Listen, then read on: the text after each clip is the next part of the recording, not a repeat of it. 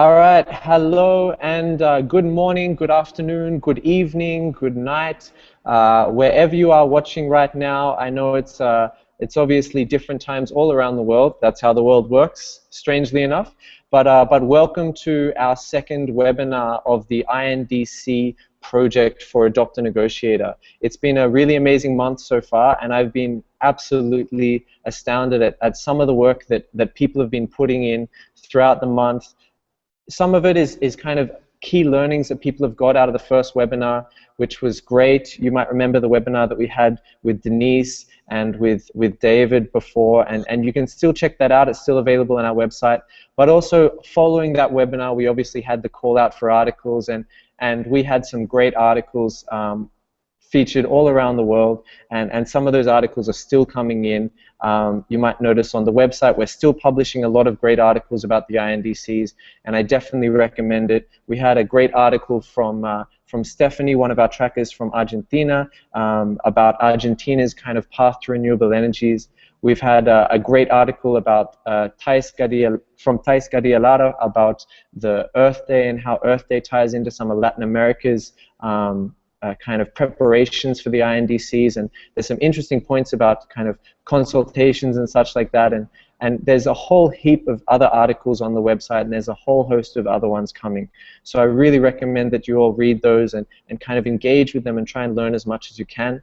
But today, obviously, we're going to be talking slightly differently. We're going to leave the technical side of the INDCs behind, and we're going to be diving into kind of exactly how you get the INDCs to be popular, and that's when you write your articles, when you try and kind of develop media content. How do you make that engaging? And so we've got three amazing guests on the panel today, and I'm really excited to share them with you. And I'll just flick through the images on the Google Hangout, so you can see there's Adrien here, there's Diego here, and there's Tierney right there. So I'll be introducing them a little bit more formally very, very soon. But right now, I wanted just to let you know how you can engage a little bit more. So if you are watching live right now, you can obviously use the hashtag #ClimateTracker. And just tweet any questions you might have, tweet any comments you might have, and we're going to be trying to check that every now and then and link you in to the conversation as best we can, because I think this is a great way of having an interactive forum, and I really want your questions, I really want your engagement. Also, if you just kind of find something funny, find something poignant, want to retweet anything, tweet it whenever you like, and it'll be great to get that kind of discussion going there on Twitter. You can also use the Google Hangout page and kind of just make any comments that you might want to make about things. I'll be checking that time from now and again, and trying to kind of see if there are any important points that we want to bring into the discussion.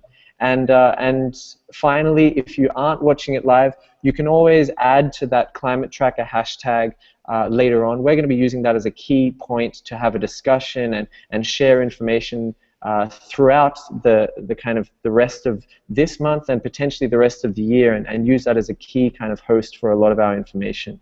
So I hope you can engage with us on Twitter. I hope you enjoy the discussion we're going to have, and you'll find that afterwards this is all going to link into some key skills that you can apply to writing about the INDCs, but also writing about any other topic you might have. We've got three of the best online. They're all kind of professional journalists, or have been in the past, for very, very big media organizations around the world. We've got the UK and Europe represented, we've got New Zealand represented, we've got Costa Rica represented, and we've got also kind of some publications represented that are more international that they've written for as well. So we've got a great host of experience here. We've got a whole different type of mediums. We've got TV, we've got interactive articles, we've got social media. So I really hope you enjoy the discussion and stick with us.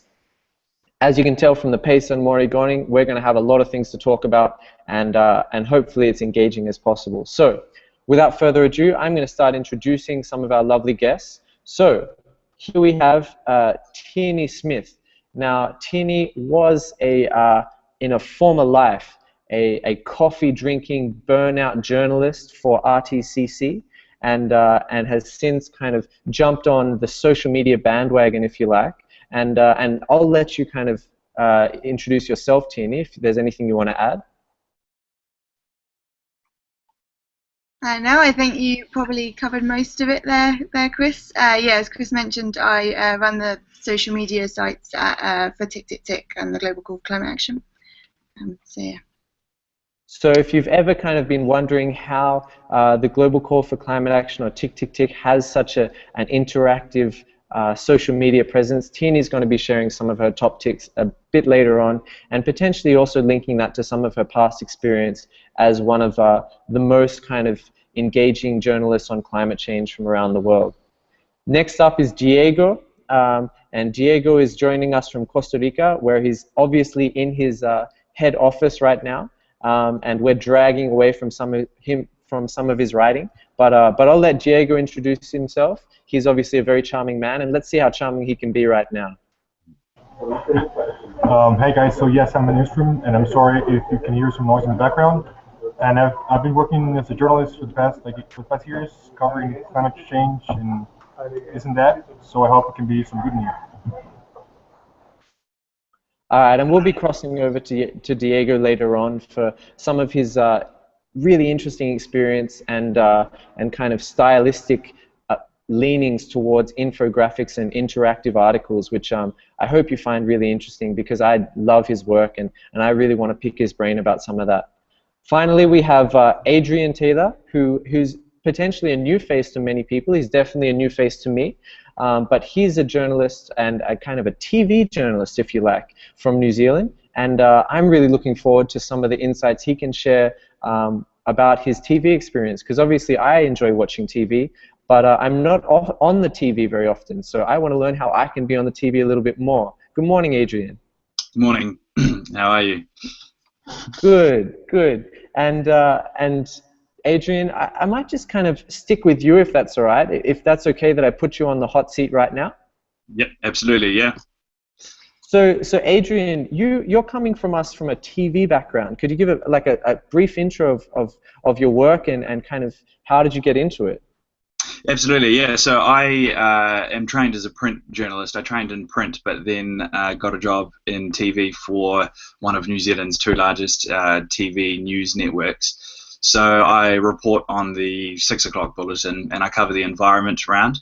I've been doing that for about a year and a half now, and am obviously constantly trying to pitch climate change stories to our producers, which is sometimes easy, sometimes not so easy. It is obviously a scientific sort of field, and as I'll talk about, sometimes scientific stories aren't the best for TV, but there are definitely ways to make it interesting. So hopefully I can try and give you all some tips as to how that might work. It's interesting that you talk about how hard it potentially is as a journalist to pitch. I always thought I was kind of like, you know, the only one struggling with that pitching myself. But I was wondering, Adrien, TV for me, it just seems like so much more of a difficult step to get into than necessarily print journalism. Obviously, print journalists, print media, they often have opinion pieces, sections. They often have kind of, you know, a lot of articles that potentially we can write just as well as more experienced journalists, and we obviously have our own voices. But is TV journalism really something that a young freelancer or kind of amateur journalist can get into? I think definitely yes. In short, yeah, the short answer is definitely yes. The way that a young journalist might contribute to TV is going to be different to how they might contribute to a newspaper or to an online blog or to anything sort of print-based, in the sense that you probably obviously won't be able to do a full package with your voice to it and get it on air in most countries. I don't know if, you know, for every country if that's the case, but there are definitely ways that you can contribute. Obviously, TV is a visual medium, and we've got big agencies like AP and Reuters who are at events shooting video and all that kind of stuff, but they're not everywhere. And these days, you know, where we've all got our smartphones or, you know, whatever, our cameras, everyone can shoot stuff. If you're at an event, or you know, if you're at your home in your home country and you're witnessing sort of illegal deforestation or anything like that, I mean, for TV, pictures is absolutely king. So if you're somewhere where you think there's that journalists aren't there and that you know, people should know about, there's nothing stopping you from shooting stuff, even on your phone. That's totally good enough these days to make it to air. So in that way, people can contribute. Also, in other ways that I've worked with sort of youth climate change advocacy groups in New Zealand, is TV is always looking for content, and there are different types of shows. For example, in New Zealand, the morning shows here, where we're constantly looking for people to interview. You know, I've worked with, like I say, climate change groups here in terms of finding New Zealanders who are at some of the conferences where I'm not, and that's been really useful to get a New Zealand perspective. For example, in Peru last year, working with one of the groups based here who had sent people over to Peru, we were able to get someone, a New Zealander who was at the climate talks in Peru, to talk to us over Skype. I used that in a story, and we also were able to do live interviews on air as well. So there are different ways to contribute. It is obviously going to be not the same in print as where you can write a full article and have that published. But having said that as well, everything I'm going to say about TV applies to just doing it yourself. And these days, just like you can publish your own print article, there's absolutely nothing stopping you from doing your own TV piece, even if it's not for TV, uploading it to YouTube, uploading it to Snapchat, even, you know, Vimeo, whatever. So everything that I'm, you know, talking about here today can be applied just to do it yourself if that's something that you want to do. And there is a huge demand for video content on you know, to be shared on Facebook and all that. And it's definitely a medium that is suited to some things, and is you know, interesting for some people. So it's worth looking at. Well, I think it's definitely suited to some of the more handsome variety like Diego and potentially even Tierney, but possibly not myself. Just to kind of boil that down a little bit, you know, you said a lot of great things. Is there, I guess, trying to take it home, are there 3 things that you can think about that you need for a great TV segment? I mean, if I want to send in a great article, I know there's a few kind of tips, you know, have good quotes from leading experts in the field, or have like really live kind of updates or things like that. But I wouldn't really know what to add in a TV kind of piece. What do you need? So can you think of kind of 3 things that you need for a great TV piece?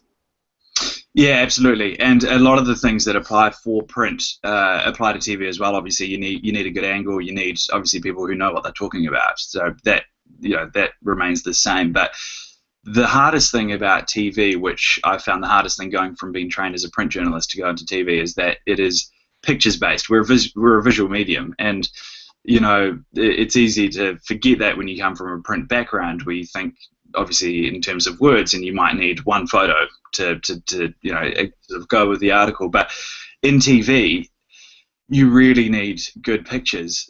So, for example, you know, if I were to go to Paris and cover the talks there at the end of this year, you wouldn't start your story on climate negotiators talking in a big room. That's boring for TV. So you've got to attend the, you know, if there's a big march like there was in New York last year, that kind of stuff, it's got to be pictures based. And if you base your story on the pictures, you can let the pictures tell the story for you, because in a TV story, I really want to be talking as little as possible.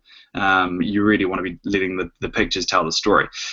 To go with that, obviously you need people who are not only experts in their field, but this is one of the difficulties that we face in TV, is that it's a lot harder to compress what someone is saying into a tidy quote. You can sort of do that a little bit in print. You know, obviously it's easier if someone is articulate, but it's a lot harder to do when you're filming someone to shorten what they're saying into a, you know, 10-15 second at most soundbite. So you really need people who are good talkers, who can articulate a point clearly, simply, and sort of efficiently, really quickly.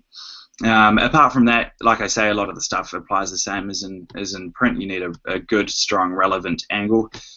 For climate change, sometimes that can be a little bit difficult if you're trying to base a story on, you know, a new scientific paper. It can be a bit dry. So it's always about trying to find something that's happened recently that you can sort of peg your story on. So, for example, here in New Zealand recently, in the Pacific and Vanuatu, we had a very strong cyclone last month.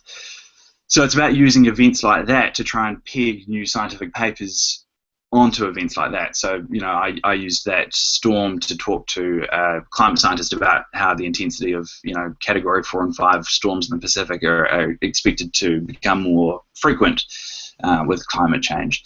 And yeah, or another example is again making it relevant to people, and that again applies to print as well. But for example, I did a story about retreating snow and ice caps in New Zealand mountains. Well, you know, why will people at home care about that? It's a lot more powerful to sort of angle that and find someone who skis every winter and say, you know, Joe Bloggs has been skiing for 15 years on this mountain, but scientists say he may only have another 5 years before, you know, you can no longer ski on this mountain, something like that. And again, that ties into the pictures where you can visually show that and go up on the mountain and you know, show people this kind of thing.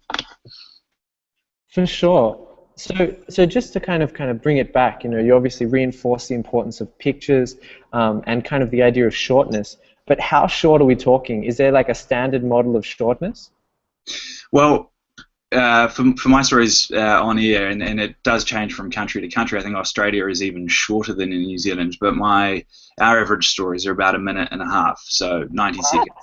And I think Australia is closer to about 1:10. Yeah, so it is short. It's really short. People have short attention spans. And I think the same should apply even if you're trying to do a story for YouTube. You know, obviously there are exceptions if you've got a lot of great content and you're looking at a longer form sort of documentary or something like that, then obviously you need to have the content that carry it. But people have really short attention spans, so it's short. It's really short, and that can be really difficult to do. But again, that goes back down to finding people who can tell the story quickly and efficiently in terms of the people that you ask, that you interview, and it's just really about trying to show people instead of tell them. And just quickly, sort of on that note as well, it's a lot more powerful, say, in TV, to get a scientist, you know, on the beach who'll tell you, well, in 100 years, all of these houses that you can see here will be, you know, flooding every single year because of rising seas, as opposed to having a scientist in his office saying, you know, in 100 years we're going to get 1 meter sea level rise because of melting ice caps, and getting into too technical details. In TV, you want to keep it simple on the technical details and show people, while obviously still being completely technically accurate. But if you can show them instead of telling them technically, it's going to be a lot more powerful story. So use images to tell the story, make it extremely short, and really think about kind of the location and the background imagery of the interview. Is that what you're saying? Yeah, exactly. Yeah, you want to be thinking about the pictures all the way through. All right. It really is the most crucial element to a good TV. And as I say, when I say TV, that's just video in general. It doesn't have to be TV for TV. It can be just video for Facebook, or, you know, however you want to package it and send it out. Well, you know, Adrien, I think I'm just going to make that my morning ritual, and I'm just going to take like a 90-second what I feel about the day, and just send that to you in case you want to include that on TV3. You know, go for it. You know, but I'll think about the imagery. I'll be in my bedroom, and do you think that would work? Yeah, maybe. I'll talk to the producers about it today. But no. I mean, in terms of, are you asking sort of how you can best pitch a TV story now in terms of contacting a newsroom? Yeah, why not? How do you pitch a TV story that you might have for someone? Okay, so, you know, I know I'm repeating myself a lot again, but the first thing I would do when I'm talking to, say, the producers at my work, saying I really want to cover this new report that, you know, says X, Y, Z, I would say the pictures that we can tell with it this. So again, constantly thinking about what is the visual element of this story, and that can be quite difficult in climate change reporting. Sometimes it's quite obvious, like I say. using a recent storm or something like that. But other times where it is a very technical topic, it can be quite difficult, and it's a good challenge that I'd encourage all of you to try and do, because it does make you think in different ways, and it might actually even enrich your print stories, because it might get you thinking about photo opportunities as well. And you'll notice as well that when you're covering more events-based sort of stories, that climate change groups will cater to that, obviously with photo ops and things like marches and all that, because they know it's good TV and photo content. So definitely the first thing, if you're trying to contact your local TV station with a climate change related story, try and sell the pictures first. Find a really good angle that is visual and that you can pitch the story, peg it around that, go hard on that. Secondly, you want to pitch the talent, what we call the talent, which is the people that you're interviewing, the people who are going to be doing the talking.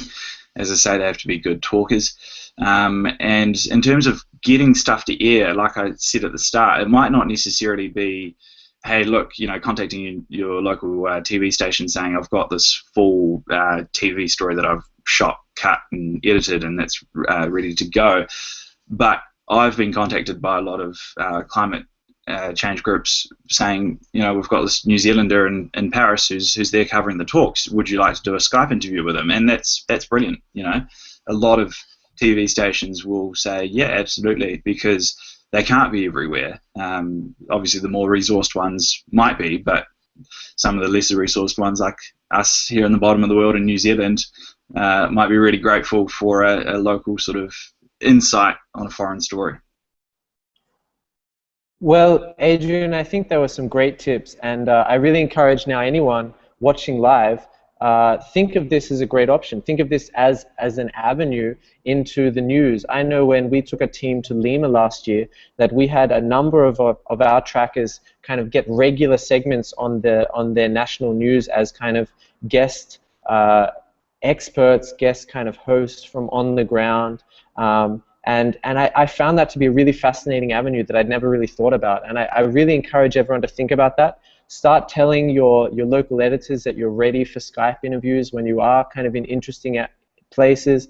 And also think about constructing your own content, because I think it can be really a really effective medium. And that's why I brought Adrien on board this morning. I wanted to hear what he said. I think that was great, and I hope you're all inspired. Adrien might have to leave us quite shortly, as there is breaking news in New Zealand that sheep have got out of the farm, and they are currently running havoc across Wellington. So low blow. but no, Adrien is joining us today. Taking some time out of his kind of pretty hectic schedule, and I really thank him for that, and I hope you guys have enjoyed that. Saying that though, using his insights on exactly what you want to get on camera, I want to cross now to the handsomest guy I know reporting on climate change. And unfortunately, he wasn't available today, but we also have Diego, who has been able to step in.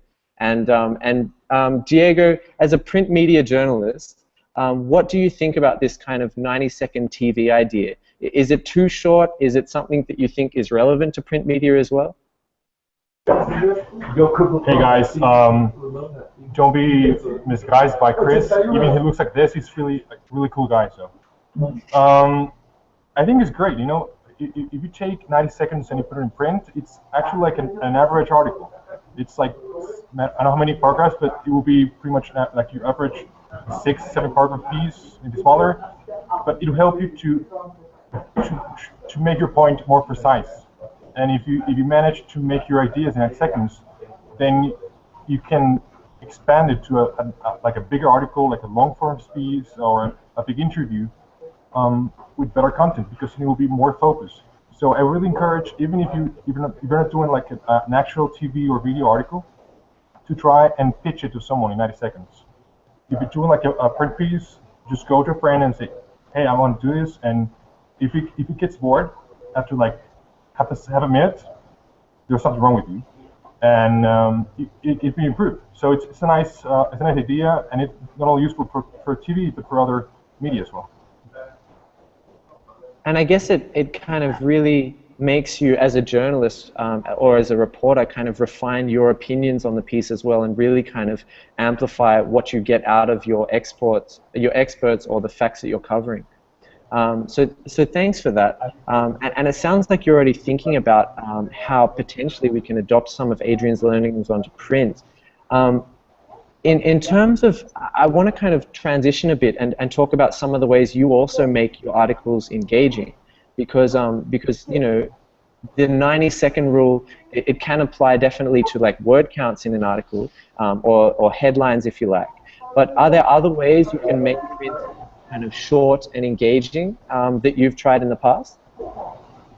Yeah, I think definitely Adrien's idea on pictures is essential for TV, but also for print. So, for instance, if you're covering a story and you only give the facts, or you only give experts, you will lose audience. You have to give also the insight on the characters and the people on the picture. You have to show me rather than tell me. So if you show me, for instance, say Lima, if you show me the march, the Lima climate march, and you show me 10,000 people marching, and maybe some guys dress up and whatever, and if you show me their quote or whatever, this will make me more interested. It will be more compelling for me to read the story, because then I will feel that I'm there.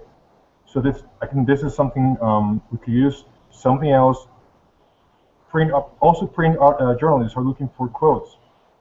If you are in a newsroom in Costa Rica or in Mali or in Malaysia, you will still want someone from Paris to give you your local angle. So if you're a tracker and you know someone from media, and maybe you can't pitch a full article for the paper, but you can call the reporter or send him an email and say, hey, I'm here, I'm part of this group, and I'm tracking negotiations. Maybe I can give you some quotes, and so you can have your local angle, and he'll be really happy, because having someone from your own background sharing information right where it's happening, it's great for any reporter anywhere in the world. So it's another idea to just turn Adrien's ideas into print or in radio or any other media that you can imagine. And something that I don't know if you noticed, when I was just before I began talking, people were just running around behind me, and something will happen in every newsroom in every place. So when you're in Paris, if you are in Paris, I'm sure you will, be aware of this, because making a live Skype or whatever interview with someone at home, choosing the place is very important. As you notice, it could be an issue if you're in a busy newsroom, which everywhere in this UNFCCC space is pretty crowded and pretty noisy.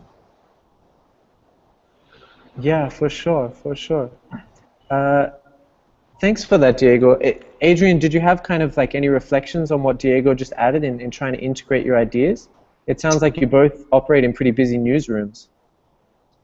Yeah, we do, and I think something that Diego was saying is, yeah, I can't reinforce enough as well. Being, especially coming from New Zealand, quite a remote geographically, speaking country, it's so great to have a local New Zealander to talk to via Skype, and it's so easy these days as well now, to organise a Skype time. It's so good to have a local perspective, sort of from talks in Peru, or the talks in New York last year. And actually, that's something that I think young people can really exploit, because a lot of the older generations still don't get how easy it is to do things like Skype. So that is something where everyone here is obviously reasonably tech savvy, because you wouldn't be on a Google Hangout if you didn't know how to operate a webcam or whatever, so that is definitely something that you should use to your advantage as a young person. Even just being, if you're somewhere, like if you're in Paris, just being a contact point for a newsroom, for a journalist, 10,000 kilometers or more away, saying, hey, look, I can line up this scientist from your country. I can make her available anytime that you want, and organise all that. That's just really handy sometimes, and really valuable to someone reporting on it, to get a local perspective from someone from the country. For sure, and I guess I'd kind of, for everyone out there, I'd also reinforce not only the fact if you happen to be at a specific event or close to a very newsworthy kind of occasion or at one of these conferences, but also just generally being a young person and having a perspective on climate change. You'll notice around the world, at least definitely in Australia and a lot of the places where I've kind of covered climate change media, it's often presented as a problem only for the next generation. And therefore that gives us kind of an unofficial authority on what the next generation thinks about climate change. So I think we can continue to kind of build on these points. Not only are we the most interactive and most easily able to engage with kind of these more visual forms of media, but we're also the most authoritative in many ways. And if you just add that to one other element, so you happen to be close to an event, you happen to have some really key insights to an event, or close to an expert, or happen to be at an event. And especially, I think some of the things that Adrien and Diego were saying, especially relevant for kind of potentially young people who are kind of migrants, or their parents were potentially migrants, who can play that kind of transitory role with their media. So if you happen to live in Europe but you're originally from the Philippines, or you're originally from Australia, contacting Australian media and saying, hey, I'm a young Australian who happens to be in Europe at a conference in Europe, and I'd love to give that perspective. I think we can really start to think about these ideas, which we can really stretch the boundaries of where we're an expert and where we can start to get into news media for the first time. But saying that, on another kind of young person's topic, I'd love to switch over to Tierney now. Tierney knows just about everything there is to know about, once you've written that article, how do you get it shared? And how do you get it kind of spread by more people? But I want to ask Tierney, I've had some discussions recently about some of the more technical sides about, what are some of the things you can do in your article or in your, more interactive piece that helps it just get shared even before you start trying to share it. Can you share anything on that? Well, I've said share way too much, but can you give any ideas about that right now? Yeah, sure. So I think there's a few ways that you can do it, but I think for me the big thing that you need to ask yourself whenever you do anything, and I'm coming at this more from an online perspective because that's my background, but I think the principles apply whatever you're talking about, and often videos get uploaded online these days as well. Is think about the first point where you're going to engage your audience, because often actually that's not your article.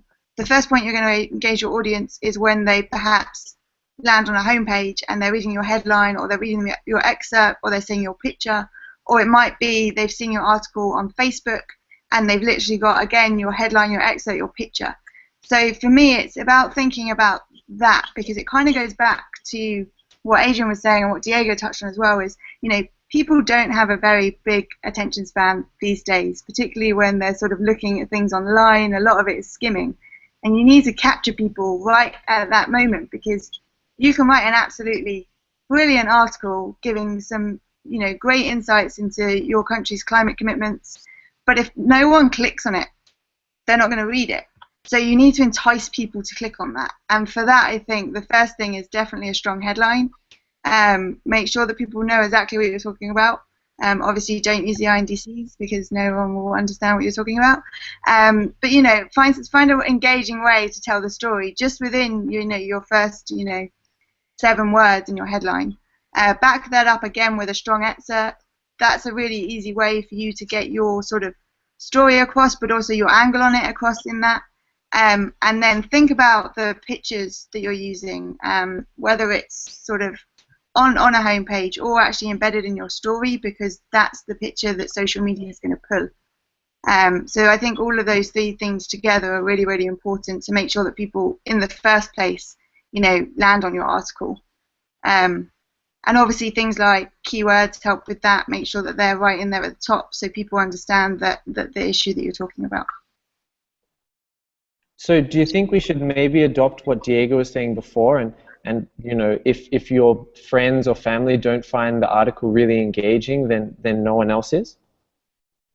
Yeah, exactly. If you can't sell someone within 1 sentence on why they should be reading your story, then people aren't going to read your story. So make sure that right there at the beginning, people want to delve deeper. This is really interesting. You know, I've always kind of thought of journalism as this kind of standard, you know, investigation of a topic. But everything I'm hearing from yourself, from Diego, from Adrien is telling me that, you know, you have to really focus on that short, catchy moment. You know, whether it's a 90-second voice pip, or whether it's the kind of the really quick pitch to a friend, or whether it's this headline that you're talking about. It's really interesting to think about the fact that we can't just think about writing a great 700 or 1,000-word interview with you know, really great questions. We have to actually think about how do we make it, that content, interesting for someone in 90 seconds or in kind of one sentence, if you like. So this is really interesting discussion we're having, and I hope anyone watching along can think about this, because I know as a lot of people who are interested about writing on Adopt a Negotiator or other mediums, I often find that often you get very, very good writers, but they just don't have that kind of excitement factor. They haven't applied the same kind of attention span to that kind of excitement factor, that headline or that 90-second pitch. So this is a really interesting idea. It seems like Adrien has to depart from our ways. So Adrien, thank you so much, and it's been wonderful to have you, and I hope we can talk to you again sometime. Cool. Thanks so much, guys. Sorry to to interrupt and to have to leave, but yeah, thanks for having me. It's been great talking and meeting you both, Tiani and Diego. So yeah, happy to do it again any other time. And as I say in my note there, if anyone's got any questions, feel free to email me anytime at all. More than happy to help. Thank you so much, Adrien, and I really hope everyone kind of take that up. In my conversations with Adrien, he's been really, really open, really wonderful to kind of share information with. So take that up if you are interested about hearing more from him. Tiani, I might just cross back to you a little bit more. You are obviously a social media guru. Do you have any kind of experience on how you can get things shared? And maybe if we branch it down, because probably there's insights you have on different mediums. So let's concentrate on Facebook first. What are 3 things you've learned about sharing content on Facebook? Yeah, so I guess the absolute key thing that I found, definitely, and I think a lot of other people that run similar accounts have found, is the key to Facebook is to be visual. Definitely, more than anything else we get is interesting sort of social graphics do much better and get a much higher engagement rate on Facebook than anything else that we post. And I think that's probably the same on a lot of other Facebook sites that I follow. I think what you've got to remember about when you're sort of using social media is often you're almost talking to a different audience than you might be wherever your article might be placed. You know, you might get your article placed on a traditional news website, but when you're then posting it on Facebook, you're probably talking to a different set of people. So you kind of have to think about the different ways to interact with those. So it's never just enough to post your article with like the headline or one sentence. You need to really find a way to engage people. And a lot of time, a social graphic is a great way of doing that. Obviously, if you don't have the skills to do social graphics, then a photo often does just as well on Facebook, as long as it's a really big engaging photo, and posting that with your article often really helps. Or sharing someone else's social graphic. And actually, you'll find there's a lot of websites out there now, like PicMonkey and Canva and stuff, where you can really easily go on and make your own little graphics really quickly. It doesn't actually take that much to get something simple sort of drawn up for Facebook. So that would be sort of my absolute top would be yeah, definitely be visual on Facebook. My second would probably be sort of learn your audience. I think different audiences interact on Facebook in very different ways. And one thing that we've definitely found with our sort of experimentation on Tick is that something consistent, something that actually has a little bit of information in there, does a lot better than maybe just the one line. I've seen other Facebook sites that have the completely opposite kind of experience, where they have huge engagement, and they only have to post one line and maybe a link and a picture, and they do fine. But for us, it's definitely always about actually providing that little bit more information for people, along with the engaging copy, the image, you know, the more sort of, I guess, fun sort of angle of it. And then I think the third thing I would say is maybe, again, going back to this idea that you're engaging a different audience on social media, is think about how you tailor your writing. So it can be more conversational, it can be more fun, you can put a funny graphic with a story, you can, you know, talk to people about in a much more sort of conversational way. So we find a lot of the time when we get really engagement is when we put things like you know, go solar power at the beginning of a thing, or this is amazing news, or even things like woo. You know, things like that. You don't necessarily have to be really formal when you're speaking on Facebook, and I think that's something that people well, why not? Woo, it's good, it's emotional, it gets people going. But you know, I think you can be a lot more conversational sort of on Facebook, and I think people enjoy that because the whole point of social media is to be interactive. And I think if people see you as someone that they can have a conversation with, then they're going to interact with you, and that's a really, really great thing. And I guess that would be my fourth point on Facebook. Be interactive, because you know, if people leave comments on your wall or on a post that you've made, reply, you know, ask them questions, you know, try and get feedback, use polls, do different things like that, because you know, the whole point of social media is for it to be this area where people can have conversations that you can't necessarily have when you're posting sort of on a traditional media site. So definitely use that to your advantage, and build networks there. So you're basically saying, like, use Facebook to have a very visual but open conversation that is kind of unafraid of being a little bit immature or being a little bit controversial, or kind of really engaging with people. Yeah, why not? I think it's reaching new audiences that you perhaps wouldn't if you can kind of get that message right. And it's not about, you know, it's not about getting away from who you are and the way that you write or anything. I still think it's really important to have your own style and to use that. But, you know, it's just sort of, I guess, breaking it down a little bit and being a little bit closer to your audience than you would be when you're writing a blog post. For sure, and I think that's another good learning. There's so many kind of interesting points that we've discussed already, but I definitely find that, especially as a young person, for a long time I was kind of inside, I guess, encouraged to try and be a little bit more formal and kind of present myself as a more kind of formal source of I guess, of information or such. But it's interesting you're saying, in a way, kind of embrace that informality and embrace that kind of position that we have as young people that is kind of engaging, but in just a very different way. Yeah, exactly. And you know, obviously it wouldn't work for everyone. You know, if you were representing a really formal organization, you wouldn't go and post woo on Facebook. But you know, as sort of younger people, as NGOs, as sort of more people that are supposed to be a little bit more creative, a little bit more fun, then I think you can definitely get away with it, with that sort of angle when you're talking to people on social media. Thanks a lot, Tini. And I guess, like, you expanded a lot there, but that was kind of somewhat aligned to Facebook. Do you have any similar tips for Twitter? I know you're on Twitter a lot. Is Twitter a slightly different medium, and there's any other kind of slightly different ideas that you have there? Yeah, so I think there's some similarities. I think the visual thing still works on Twitter. I think still be visual if you can. If you've got great graphics to share them. And I think the be interactive is something definitely works really, even probably better on Twitter than it does on Facebook. You can really have a conversation with people on Twitter.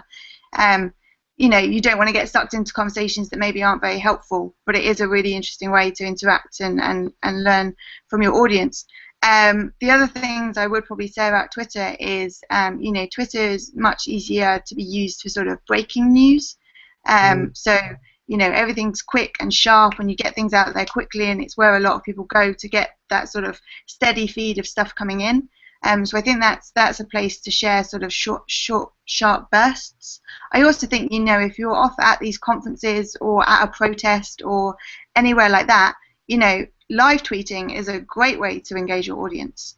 Again, you can be really visual. You can put photos up from there. You can put little videos up from your conference. You can do everything you like and publish it there. But yeah, the fact that you're on the ground somewhere is a really, really good added resource, in the same way that it is when you're talking to journalists and you're trying to get on news websites. It's also a really, really great resource when you're on Twitter, because you're there in the action when a lot of people aren't.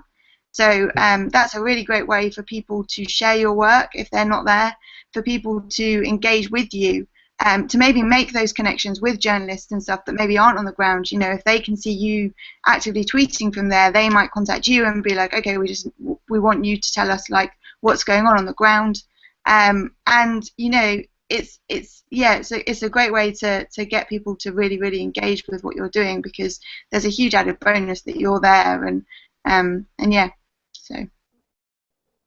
Well, definitely, and actually, Diego, you were part of the Adopt and Negotiate team in Lima, and you got quite a bit of I guess social media attention when some of the team, including yourself, started doing something slightly different toward the end of the conference. Could you kind of talk about that and like what was it and why was that so popular? Right. So back in the end, I don't know, many of you know, there are like draft texts you have to go through in these negotiations, and at some point. And it can get pretty boring, right? Yeah, and definitely it can be really confusing as well. So at some point there were like, for each article they were trying to approve, right? They were given like 3 options for each article. So it's really hard to follow the like who's going for each option, right? So we decided to just make an infographic, a really simple infographic on online free app, and try to follow the different countries. And mainly this, I made it at first because I couldn't follow myself and I couldn't write my articles for my print pieces. But then I realized it was useful for many people, and we started doing the whole team. And people on the conference and Facebook and social media loved it for some reason, I don't know. And it was interesting to see how it moved, and interesting because I think at some point, Chris, maybe correct me if I'm wrong, there were actually some delegates using our infographics for the actual tracking of the parties. So for me, it was pretty interesting, and I think it worked because it was trying to solve a necessity that we had as trackers or as people following negotiations. If you ask yourself, why am I not understanding this? What can help me understand this? It would most likely also help your audience understand what's happening. And also the key for this, I guess, was using this interactive infographics, which there are free online. I mean, I can maybe send you some links afterwards with Chris. But if you just Google like free infographics or free interactive infographics, you find like this BuzzFeed's like best 10 links for this, and it's pretty good for your audience and for yourselves because, as I said at first, it helps you to clean up your mind and to organize your mind. So I guess this, and something I want to also add, GIFs are really interesting. So last year, and on Wars as well, one of the trackers, Lee Hiona, she was making this blog with GIFs, with funny GIFs.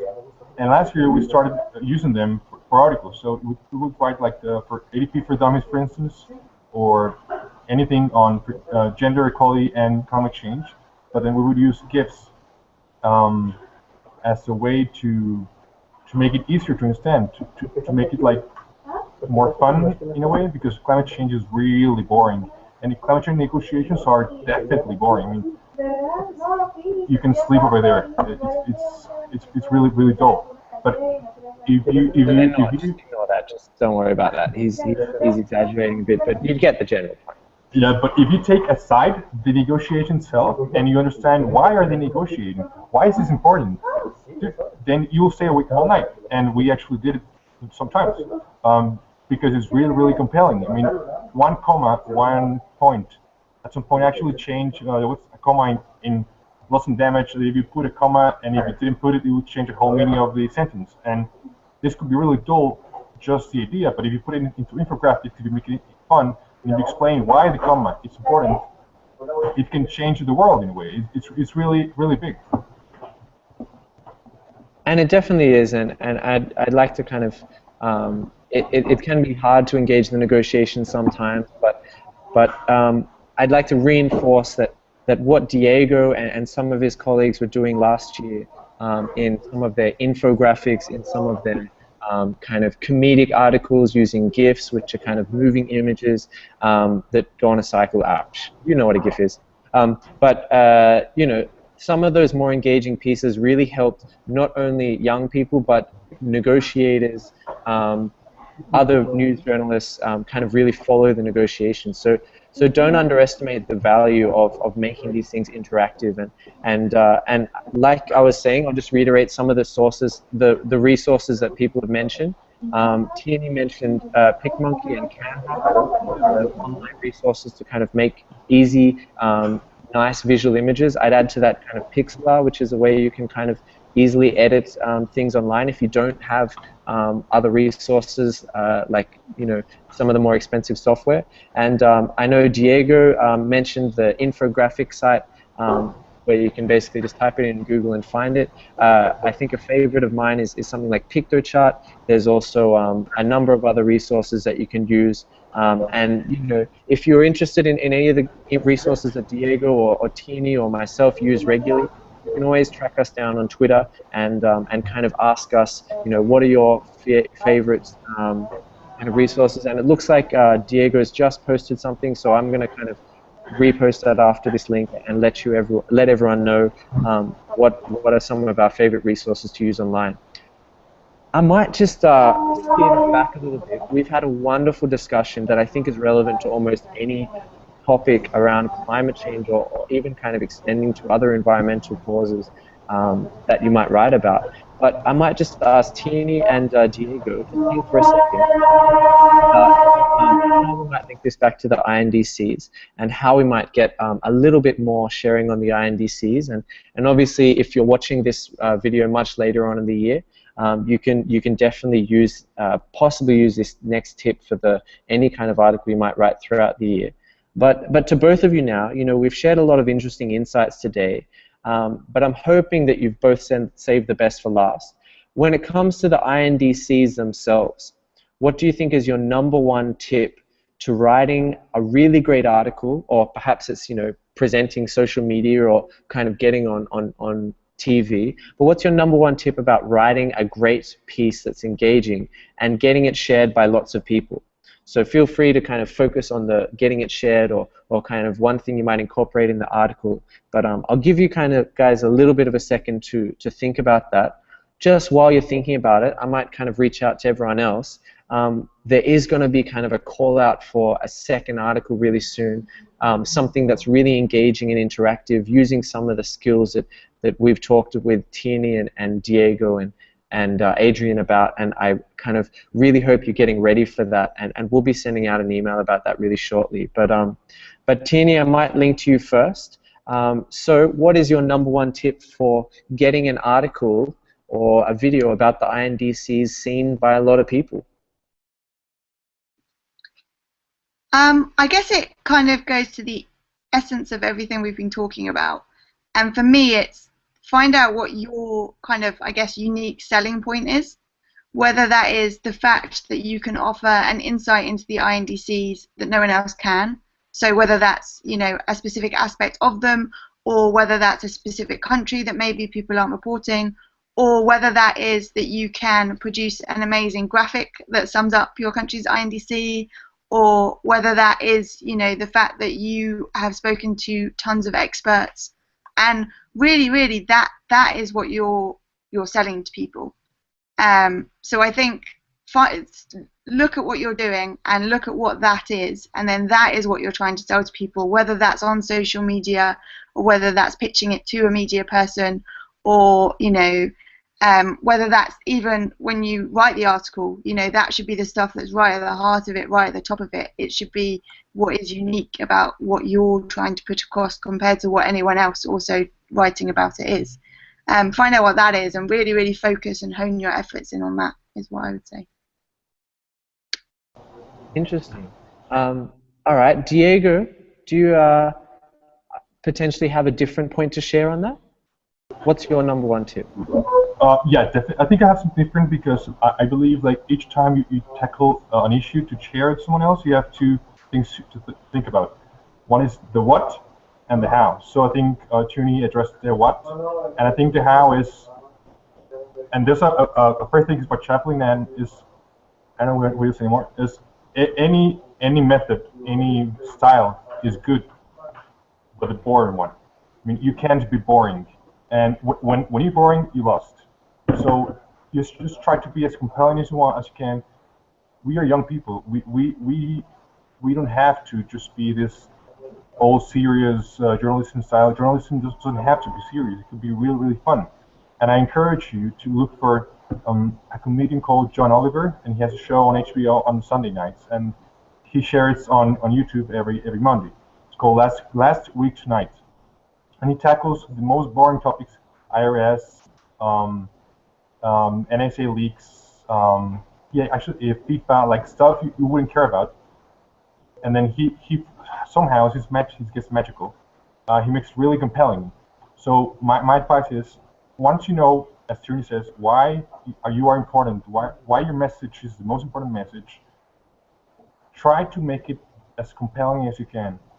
Because not because you are knowledgeable or because you know your article is good would make your article be read. So this will be my advice. Just be as compelling, as fun as you can, while delivering great content. Because one of the big issues of modern Facebook sharing is we promise a great headline and then we don't deliver it. So if you deliver the content, it's great. If you don't, just don't go around flashing a nice headline, because your readers will be really disappointed. That's really great, guys, and it seems like both of you are kind of reinforcing a very similar point. And while we've had some very technical skills shared with us from Adrien, whether it be kind of 90-second TV slots, incorporating pictures, remembering your content, your context, sorry, whether it was Diego kind of talking about pitching to friends, whether it was Tierney kind of talking about being visual on Facebook, but at the end of the day, both of you just said basically it needs to be compelling, it needs to have energy and enthusiasm in the writing. And I think that's kind of a really great broad spectrum that I actually haven't seen too often when talking about the INDCs. So I really hope that everyone who's watching this now and planning to write about the INDCs, which I am, and which I hope some of you are, you know, think about now, as we write about the INDCs, how can we make it compelling? How can we make it energetic? And once you've kind of got that broad spectrum, then bringing down all these technical skills, bring down the, you know, incorporate a really key headline, incorporating some, like a great little subject expert, incorporate some great visual images that you can use to share it when you do share it on social media. Make sure you pitch it to kind of your friends and family, and if they don't engage with it straight away, you know, what's wrong? How can you make it more engaging? But then also think about your positionality and think like Adrien asked you to think, and think if you can use that to get on kind of as a visual guest expert, if you like, for TV or for radio. I'm guessing the same skills apply. And really kind of put yourself out there as a potential key expert for as much media as possible. And as I've been kind of this month and throughout the year, you're always welcome to contact the Adopt and Negotiate team, as well as kind of Tierney, Diego, and Adrien, who offered his email before. I think all of these people are really open to kind of supporting you in the way that you want to kind of develop your media skills and experience. So we've clicked just over the hour, and Adrien told me that all TV and video should be 90 seconds long, so I'm guessing I lost you all at about 49 minutes and 30 seconds ago, or 48 minutes and 30 seconds ago. I guess you can tell how long my attention span in maths class was. But thank you all for whoever's kind of watching on now. This resource is going to sit on our website for a while, and I encourage you to share it with any friends. We're always trying to support young people getting their voices heard in the media, and please share this resource as widely and as broadly as possible. I really, really hope it's helped, and I really hope that it continues to be a resource for you as we move into the future. We do have a few questions on Twitter, which I think I might try and get to kind of answer on Twitter as the engagement goes on. And Tierney, we have a question already. How do you avoid getting lost in the sea of tweets that is Twitterland? So Tierney, if you can go on to the climate tracker hashtag, as we've run out of time right now, and kind of try and respond to that. How do you not get lost in the sea of tweets, and hopefully your response doesn't get lost in the sea of tweets there, because that wouldn't mean you're such an expert anymore. But everyone, I hope you've enjoyed the video, and I've certainly enjoyed catching up with the second handsomest man in climate tracking, who was also unavailable to be here, but asked Diego to come. And Tierney, it's been great to see you again, and anyone watching who's enjoyed this talk, thank you for enjoying it, and thank you for being such a wonderful audience, which I'm kind of assuming that you are. I'm still learning how to get the automatic applause button going on these Hangouts, and I'll try and get that going next time. But Tierney, thanks for checking in. It's been lovely seeing you. And is it the morning or is it the night where you are right now with us? It's just gone into morning. It's just gone past midnight. Well, thank you so much for your commitment. And Diego, is it a similarly difficult time for you? It's 5 p.m. so we're about close here, so it's fine. I love you, Tierney. Well, thank you both for being with us. It's been a great hangout. I've really enjoyed this, and I'm hoping that anyone else who has been watching can share it and enjoy it. That's all for me for now. Thank you very much for kind of logging on, and we'll have a lot more information for you about that second call out for articles on the INDCs. And also, just to let you know, we are obviously opening our program for our Path to Paris, and we highly encourage you to apply. There'll be a link shared on this Google Hangout, as well as on our kind of all our social media and our website. You can also check it out on the front page of our website. I highly encourage you to apply. Ask your friends to apply. Ask your family to apply. Share it around as much as possible, and let's all get involved in putting pressure on the world's governments, business leaders, and industry leaders in terms of making some real progress before we get to the negotiations in Paris. Thanks a lot, everyone, and see you later.